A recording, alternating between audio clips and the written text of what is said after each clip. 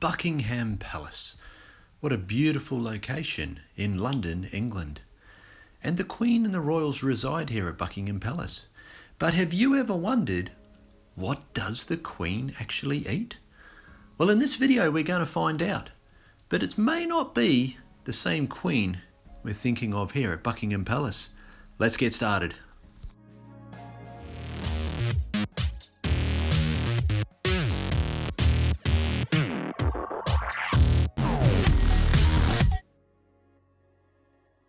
You may have heard of something called trophallaxis before, and trophallaxis is the transfer of food from one insect, an ant in this case, to another ant.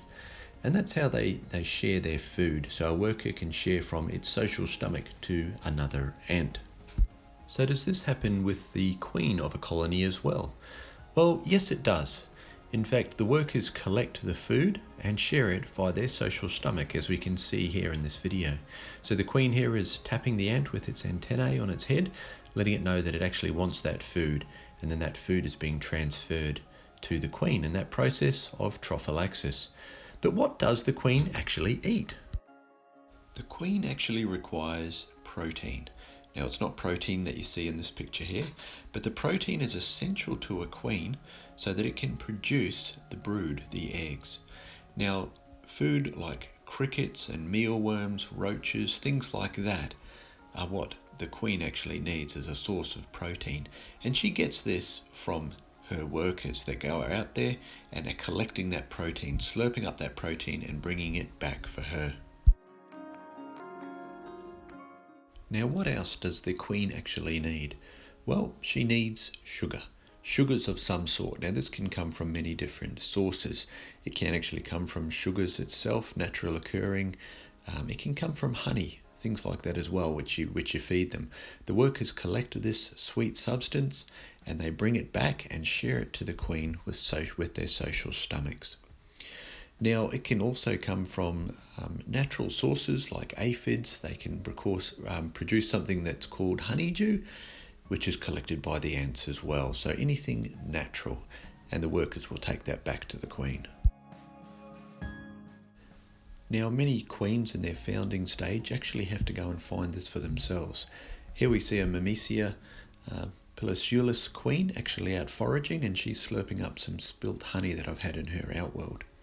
So it's essential that the queen is kept well fed. Worker ants only require sugars because they're not producing any eggs. But a queen, it's essential that she has that protein so she can lay her eggs and produce that brood. The workers will only consume protein to then feed back to the larvae or to the queen itself, but they only require sugars for themselves to live.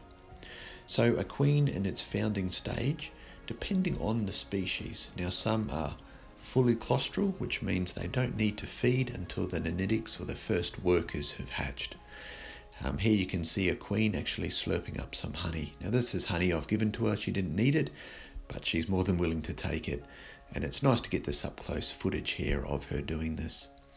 If there is a semi-claustral queen, she doesn't have enough on board herself, the muscles or size on her, to actually produce a brood and feed that brood. She actually needs to feed, so she has to go out and hunt for her own protein and her own sugars. So I hope that's a little bit of an insight into exactly what a queen actually needs and what a queen eats. Obviously, a queen is critical to a colony size, and without a queen that's fed well, she may keep living, but she may stop producing brood. So if you do have issues with your queen not producing brood, she may just need some extra protein, so give that to your colony as well. Well, I've got some exciting new videos that'll be coming up soon, a little bit of a special series. I won't reveal too much yet until you see that first video, but stay tuned for that one.